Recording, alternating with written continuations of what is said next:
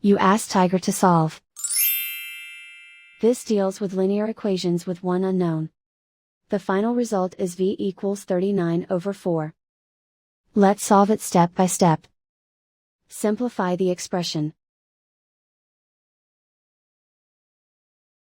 Swap sides.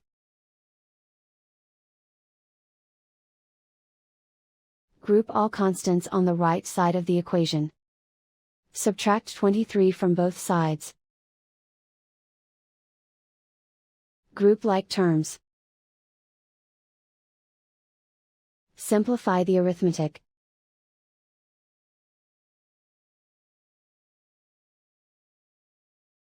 Isolate the L. Divide both sides by -8. Cancel out the negatives.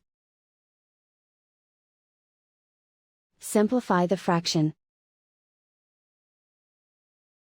Cancel out the negatives. Find the greatest common factor of the numerator and denominator. Factor out and cancel the greatest common factor. And so the final result is v equals 39/4.